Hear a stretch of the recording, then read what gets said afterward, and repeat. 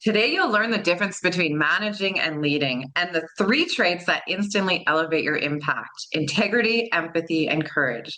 Stay to the end for 5 leadership actions you can apply this week.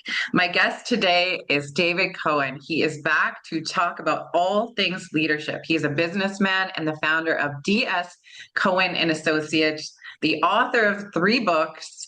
I'm so excited to have him here to talk about this. So, David, welcome. I'd love to jump right in. Thanks. Let's And begin. yes, what separates a manager from a leader in today's world? Oh, a leader is strategic, forward thinking, one who motivates others, develops other people. A manager is one who executes ideas, gets things done.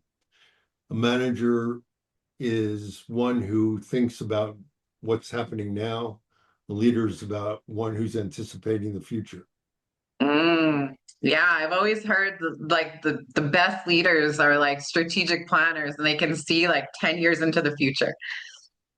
Well, they can try to think 10 years in the future. They're lucky if they get 5 right, but they are anticipating the future.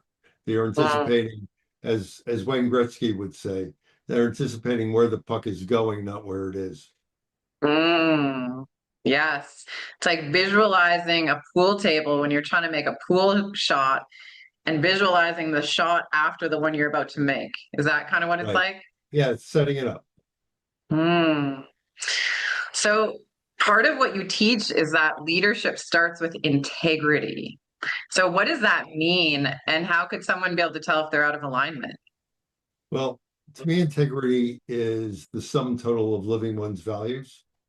So the first Uh-huh. thing that you have to understand as a leader is what are the things that are not compromisable in your life? What are the things that you hold true and that no matter what happens, you will not waver from making a decision consistent with them? So you sleep well at night and people also know your predictability. So by Mm, doing that, you are able to set a path which is consistent and set a path which is true to yourself. So when you live your values in every circumstance, in every situation, you in fact have integrity. Integrity is, most people define integrity as doing what you say you're going to do. Well, what you say you're going to do are your values. So if you don't do one of your values, you don't have integrity, is the way I look at it. So right. a leader has to have first an understanding of what their belief system is and what's not compromisable in that belief system. And number two, they have to be able to hold true to that with every decision and every interaction that they have. I know in my personal life, I have felt that disconnect with my own integrity of what I'm teaching and how I'm acting behind closed doors.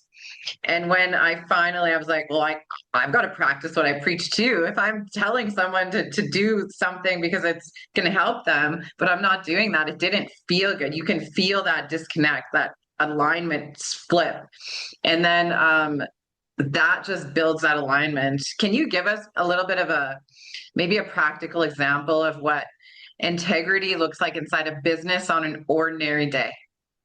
Yeah, integrity is, let's say I'll give you an example for one of my clients who shall go nameless, which is obvious from the example. Um, I was working with a company on articulating the values that have created this organization over 60 years to have a very strong level of commitment from its employees, have a very strong identity and employee brand, so to speak, which is based on a set of behaviors which we boiled down to 4 values. And it was a US based company, and wherever we talked, whether it was on the West Coast, the East Coast, the Northwest, Florida, wherever we went, the employees espoused strongly and passionately behaviors that would translate to these values. And when I presented them to the senior leadership team, the executive accepted them, but the CEO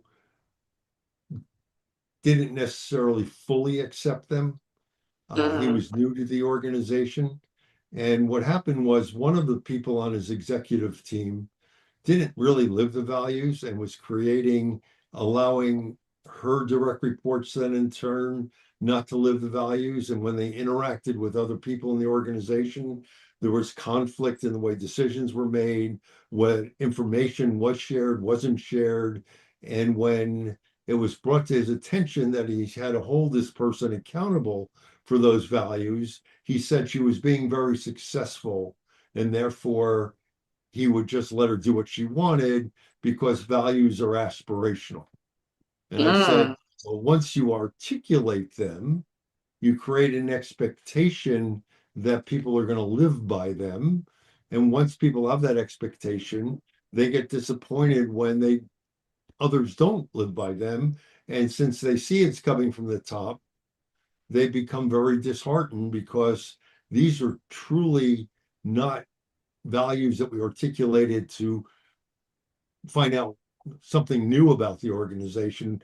These we created because they were the foundation for this organization and always been lived by the employees from right, employee generation. He said, no, values are aspirational. I'll let her do what she wants to do. And I basically said, let's agree to disagree, and ended the relationship with him because the exercise on values and culture was going to be a failure. So right, we agreed to part ways.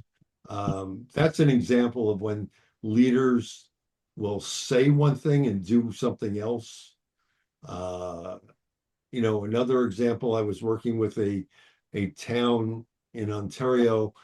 We expressed them uh, the um, chief administrator officer, the equivalent of the CEO of the town, had grown up in that employment from high school. He worked in the recreation department, the hockey rink, and he became, over the years, he knew everybody that worked there. And we articulated the values, and then he went on vacation. And then something happened that the two people he left in charge allowed the external lawyer to do something which violated the values and strongly violated the values. And in such a way that it was impacted the fire department where his son was a fire person. And in fact, his son felt it was such a violation of values, his son wouldn't even talk to him. And he fired those two people, and it never really recovered from that incident because it was such an emotional incident in violation of the values that everybody expected a certain response. And they allowed this letter to go out, and he had to go on a campaign with the fire chief to sort of apologize and make sure there was a correction and an understanding that action was taken. So when the values are out there and they're lived strongly, people align to them and celebrate them. The other example, of course, is Home Depot when Nardelli took over, the board thinking he was a great CEO because he was coming from GE and he was one of Jack mm, Welch's golden children. He came in there, and one day when I went to Home Depot and I couldn't get customer service for something, I asked the person like, "What took so long?" And she looked at me and said, "I don't bleed orange anymore. They have somebody in Atlanta at head office that doesn't understand who we are." wow, And so, Nardelli was let go eventually, had a very large severance package, got a golden parachute that he could live on the rest of his life. Uh, but the organization suffered greatly because he had an entire different approach to behaviors. So he screwed up the integrity of the organization, but it bounced back. It's like muscle memory. It bounced back with his successor who consciously relived those values that made Home Depot great. right, right. What about empathy? Every time I read a book on leadership, empathy is always included, but I feel like it's rarely practiced. So, what does real empathy look like in action? Well, that's an interesting one. I real One of the things that executives need to do is really understand their emotional intelligence. And Yeah. emotional intelligence, to me, in its simplest form, is understanding how that other person is responding and walking a mile in their shoes and responding from their perspective, not your perspective, Yeah. without saying to them, I've been there, I've done that, and making a whole big deal out of it and making them feel even worse because they're not getting out of it and you have, is being there to support them. So it's really senior leaders, if they want to have that empathy, have that understanding, they have to develop their emotional intelligence to the point where they can understand somebody from the other person's perspective and experience what that person's experience and be supportive of them without pushing a resolution on them. So it's not easy, especially since, when I started in this business in the mid 80s, uh, the theory was that leaders never show emotion. The theory Right. was that leaders always had to be stoic and strong. And then starting at the turn of the millennial, things started to switch that leaders should show emotion and leaders can talk about their failures, because in the 80s and before, a leader would never admit that they failed at anything. But yet we all know that it's the failure that's the greatest teacher. So, I've been there, I failed at this. This is what I learned from it. And I support you in your failure to overcome it, to move forward. That is sort of a new approach, a new sense of understanding that not everybody's perfect and everybody has an opportunity to grow and learn. So it's really important that leaders do have that empathy, that they understand that they've failed, they're not perfect, they've learned. And if they never failed, they never made a mistake, it means they never tried anything. And something was Hmm. always given to them, and that was about it. So, yeah, it's very important that they understand that. Yeah. I think it also gets a little murky when you're mixing business and leadership and empathy and those emotions can murky the waters if you're not careful with how you do it. So, what is a way to be empathic, but still, I don't know, holding boundaries and doing what's best for the business? Well, you have to put, you always have to put what's best for the business in the context of the values. So you Right, can do what's best for the business and violate the values, which will confuse all the employees who believe that that was the wrong decision, because right. that decision would not have happened if you really valued that. And when you do that, you say they're really not my values, they're my beliefs. Because to me, a value is a strongly held belief, emotionally charged, resistant to change, and universally applied. So the values are the same for everybody. It can't be that the values are for some people some of the time and not for them for all the time. It's everybody has to have those values. And that's when you create alignment in an organization.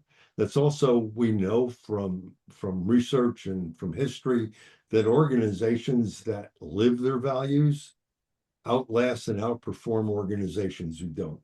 And Um, so having a set of values and living by them is very important. I mean, it's like uh it's if they don't live their values, who are they? And it's that identity that separates you from the competition, because the way you live your values might not be the way they live their values. For instance, respect.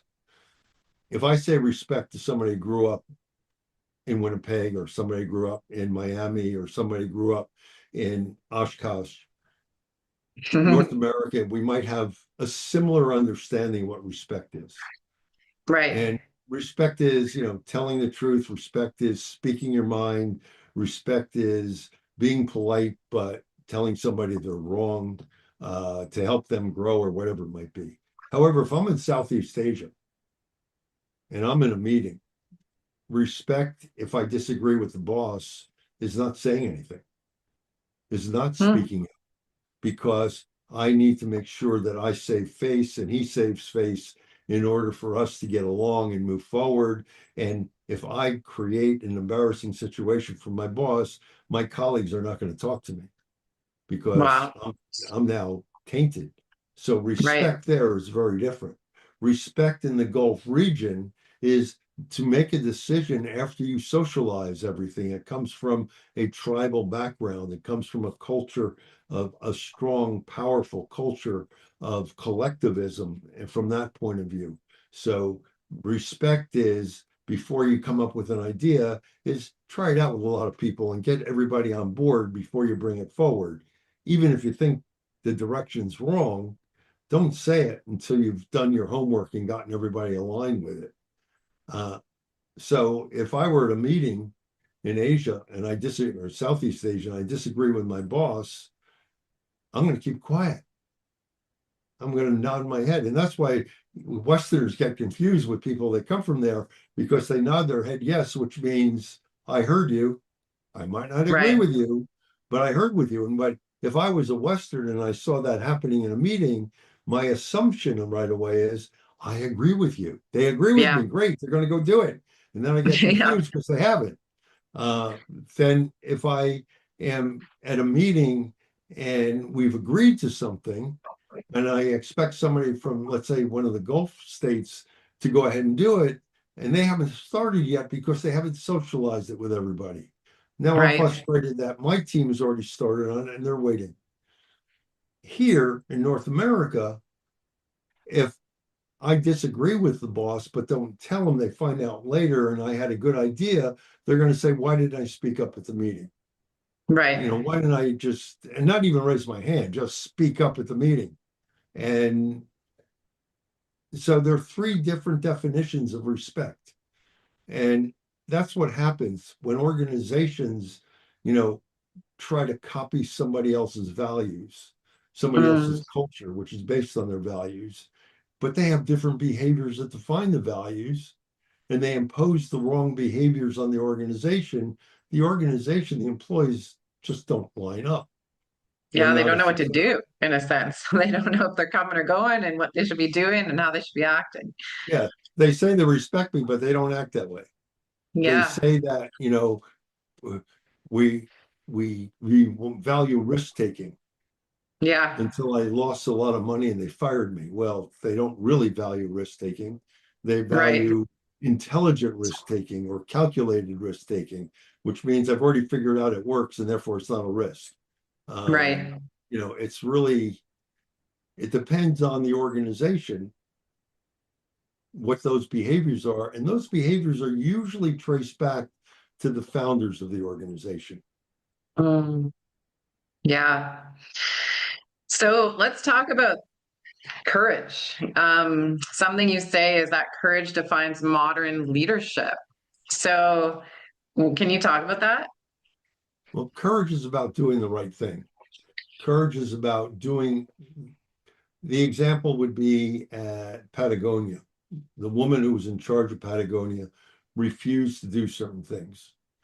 And even on their coats in the retail stores, they had a sign that said, don't buy my coats, Right. because there were people who objected to what they did. But yet their retail sales increased because they were committed to that. The people at the CEO at Unilever in Europe decided that he was going to do things according to the values of the organization, according to the environment, what's good for the environment, et cetera. And his board totally objective. In fact, there was an effort at a hostile takeover, but yet people aligned with that were committed to it, and Unilever exponentially grew. Mm, So it's having the courage to do what's right when others might say there's another way of making money. Uh, mm, Courage of uh, Howard Schultz at Starbucks to give same-sex um, insurance for employees, to which some people objected vehemently. And his reaction was, if you can get a better investment going somewhere else, go somewhere else. hmm.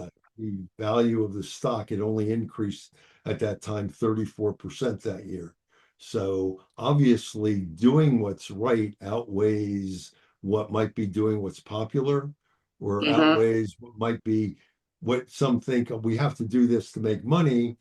But to do that, we have to violate our values, or we have to violate our purpose or vision, because the correctness of any action has to be measured twofold.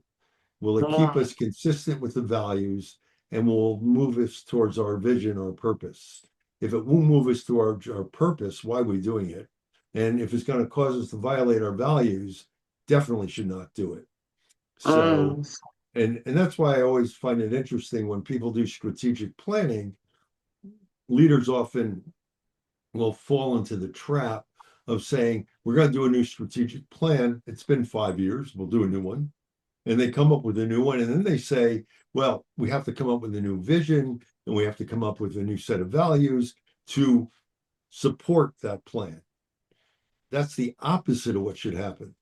They should say, is the strategic plan consistent with our values? Is it going to move us in the direction of our vision? If not, change the strategic plan. Don't change the values. That only confuses the inmates. Yeah, absolutely. Well, then, what about communication? So, what is a common mistake that leaders make in terms of communication? How do you fix it? I remember times where I was working in the corporate world and the leader, person in charge, didn't say a lot and left me really confused. And then I've had instances where they said a lot and left me really confused. And where is a good mix of that? Like, how do good leaders communicate? They explain why decisions are made in light Mm, of the values, in light of the strategic plan, in light of the purpose of the organization. I think in every right. one of those cases where leaders have courage, they have done that. They also sometimes will say, it's above your pay grade, or there's something legal that I can't share with you. So I'll share it when I can. But at this point, something is happening and I can't share it with you at this point. So I think that that is part of good communication, is being, there's the word that everybody uses, being transparent. I Yeah. like just being honest, saying this is where we're going, this is why we made this decision, and being short, and don't overshare. Share what they Hmm. need to know, but don't go beyond that. Keep it short, keep it simple, and tell them how it impacts them, how it will Hmm. impact their job, how it impacts the company, and get past it. But don't give a slide deck of 50 slides to explain something you can explain in one slide. Right, right. So, what about a feedback loop in team dynamics? What does a healthy feedback loop look like between leaders and their teams? Well, a feedback loop is really interesting, because I don't feedback is really important, because without feedback, we don't know where we're going, and we're doing things right. First of Mm. all, many leaders have this philosophy that if you're doing something right, just keep doing it. I don't have to tell you. If I tell you something, therefore it's trouble. Well, therefore, every time you want to talk to the employee gets nervous, because Right. they know it's always negative. So, Yeah. as you know, as Ken Blanchard once said, catch people doing something right, uh, share with them that they've done something right, give them an accolade of some kind.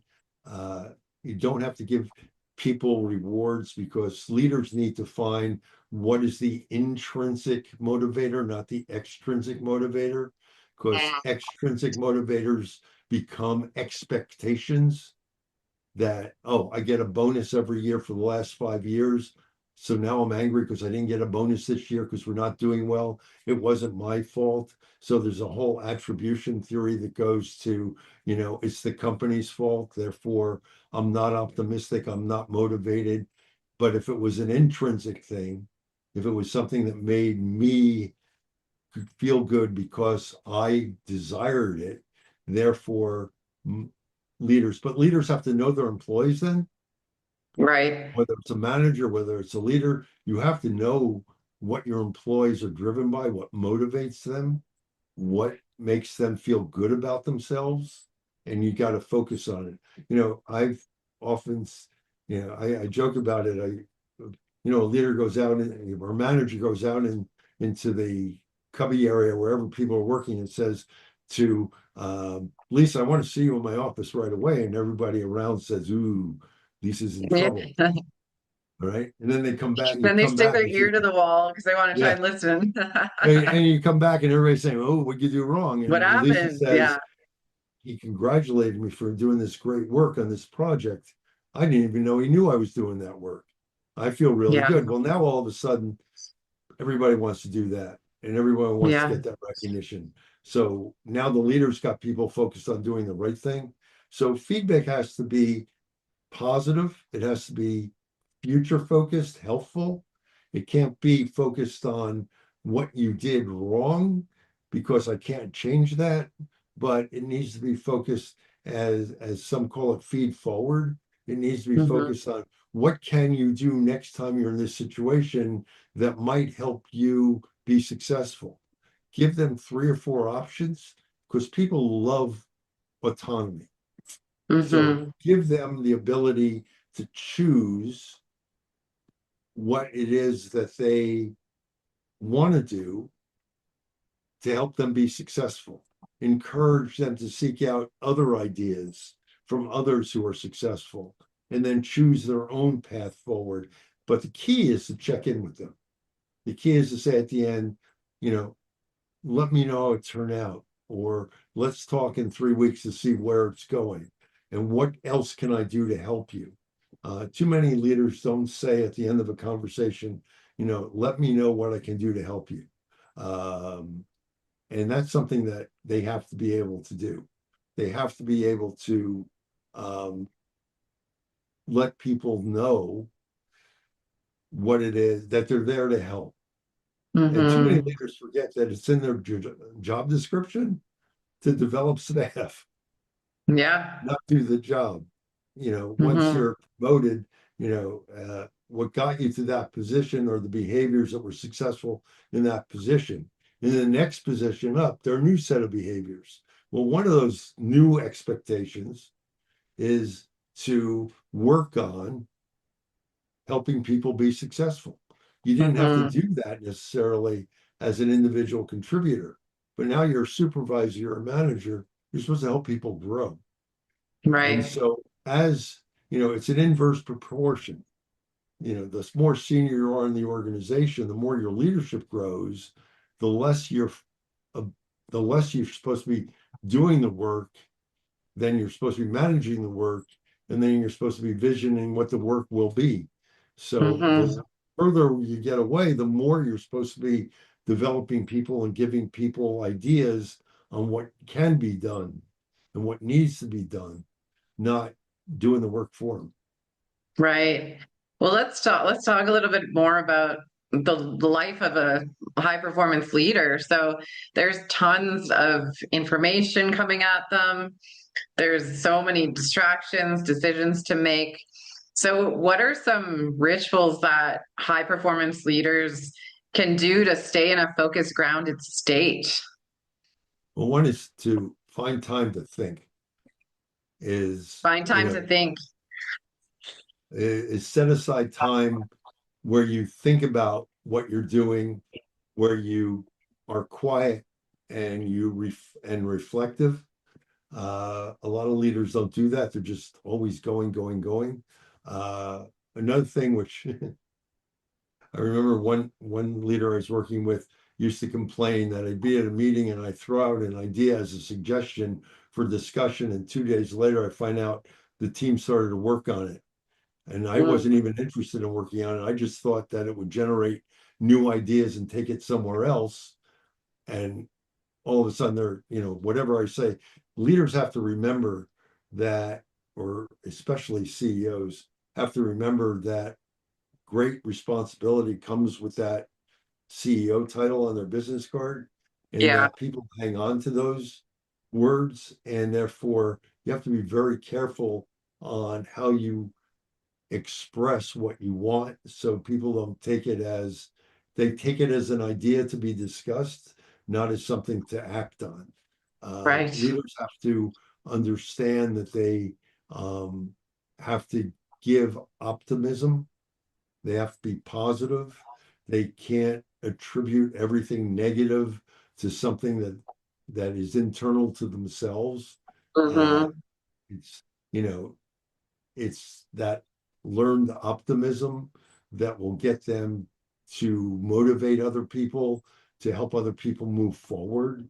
So it's about Mm-hmm. being optimistic. It's about seeing the future and driving for it. And that to me is what leaders have to do. But here's the thing, if there was one correct definition of leadership, if there were one set of behaviors that define correct leadership, there'd be one book on leadership, Right. not a library full of leadership books. So, you think about the different leadership books out there, leadership styles, leadership, this, that, and the other thing, you can get overwhelmed. But to me, leadership is about having followers, having Mm-hmm. people that believe in what you believe in, having values that align with your values, having a purpose that aligns with your purpose, a vision that aligns with your vision. And that excites people. That gives them the power, the energy of wanting to move forward. So, Mm-hmm. you know, leaders have visions. That might be a common denominator, but what that vision is and how that vision's articulated can be very different between leaders. So, all leaders have values, but those values can be the antithesis of what maybe other people have. So you have to find people that have similar values so there's unity in the organization, not disruption. Um, People say you need a diversity of opinion, and that there's this whole movement of, uh, don't hire for culture, uh, which is a misunderstanding of culture. That means don't hire in your image, don't hire people like you, went to school with you, drive the same car as you. That's hiring your own image, not hiring in Mm-hmm. culture. Hiring culture means hire people who have the same values as you. So, but coming from different religions, different backgrounds, different educational systems, make sure there's that diversity of opinion, but you can have a solid argument that way. You can hash things out, but still get along with each other. But Right. if there were differences of values, difference in belief systems, you might have that argument and never talk to each other again. So Right. that's going to be detrimental to the organization. And that goes back to what I said earlier. Why do organizations that have a consistent, predictable set of values, behaviors, outperform those who don't? Because they Mm-hmm. can have a healthy disagreement, they can see the world differently, but they always have a North Star that drives them forward. So Mm-hmm. have that healthy value as a leader, know it, share it, and live it, and don't confuse people by making decisions that go counter to it. Yeah, for sure. What about creativity and play? Is that important in leadership? Play is important at every level, Mm-hmm. but then again, you know, it doesn't mean having foosball tables in every cafeteria. It doesn't mean having different activities. It doesn't mean getting up and doing improv every day. Um, Fun is different in different organizations. Mm-hmm. Um, Fun is different. I was working with one police service, and the policemen that were veterans, been there a long time, used to say that after work was over, they go to the bar together, they would drink together, they would have camaraderie together, and the new younger officers go home. Mm. And they look at it and say, the younger officers have it right. We had tension with our family. We avoided going home. We didn't know how to relax. We didn't do this. But the newer officers have it right. They go home. Fun Right. is different for them than it was for us. Hmm. So you got to find out in the organization, the pulse of the organization, what fun is. Fun can be taken, if you can have all the fun in the world at work, you play all the games. That's this whole thing with employee engagement, which is out there, but it's the employee experience that counts. So Hmm. you might have a really fun activity plan, but in the morning your boss yelled at you. The first thing you're going to talk about when you get home is the boss yelled at me, not that I had fun in the afternoon. So if a Right. survey came up the next day, you're going to say it's a horrible place to work. This and leadership's going to say, but we gave them all this fun activities. Yeah, because you Right. didn't manage the behaviors of the leaders in the organization. The leaders of the organization, it's how they felt, how you make them feel, after you had that interaction, it's what they're going to remember. That's why, I go back to the example of bringing Lisa into the manager who expects to be yelled at. Well, I can go out and have fun, but I know when my manager talks to me outside of that fun activity, they're yelling at me or they're putting me down or they're ignoring me. And that's Right. what lasts. So it's the employee experience that counts in the big picture, not the activities associated with employee engagement. So fun, yeah, there's a lot of consultants out there that talk about that's all they do. They're the fun people. Uh, you know, it makes you feel good for an hour, but then you have to go back to work and be treated in a way that doesn't make you feel good. Fun's gone. So it goes Right. back to living your values. Yeah, I remember being in a company and we would do things for the holidays, like go-karting, but the leader, we didn't really get along that well. He didn't get along with anybody that well. So I remember nobody sitting next to him at these events. Like he would be like by himself at the end of the table and nobody wanted to go near him. And as much as the intention was for that activity to bring everyone together, it actually showed how separated the team actually was. Like it was intense. It was hard to even to be there. And he would notice, like no one, he would literally say, no one wants to sit next to the CEO. I get it, and make a joke out of it. And we're all like, yeah, because we don't look up to you as a leader. So it was interesting how those fun times actually separated us even more. Yeah, it's very interesting. I was working with one company who was very intent on creating an inclusive environment and Mm. a diverse, inclusive environment. And they were very proud of how they moved diversity and inclusion along. And I went to lunch in this very large cafeteria that was serving like 1,000 people every hour at a time. They had scheduled lunch times, and Oh, wow. uh, and I said it's really interesting because yeah, you have a very inclusive environment. There's a lot of diversity in there. You can see it physically, but all the marketing people eat together, all the and creative people eat together, all the finance people eat together. So while there's still, there's inclusion within groups, and diversity within groups, but there's still silos in the organization. So watching people's patterns of behavior in groups can tell you a lot about the organization as well and what Hmm. leaders are doing. Yeah, absolutely. So we promised the listeners some concrete actions that they can use. So what are some things that leaders can do to essentially lead better? What are a few tips that you have for our listeners? Well, they can do an evaluation of their emotional intelligence and find out where they can develop, where they can improve their emotional intelligence. Um, one of the most important things leaders can do, in my opinion, is ask questions and not have answers. Mm. They don't listen enough. Leaders have to listen more. And in order to listen more, it means that at the end of the conversation, it's not saying but, if anything, it's saying and it's also about just listening and understanding people and getting back to them on their ideas. So, listening, emotional intelligence, and the other is being honest with people. Share your journey with them.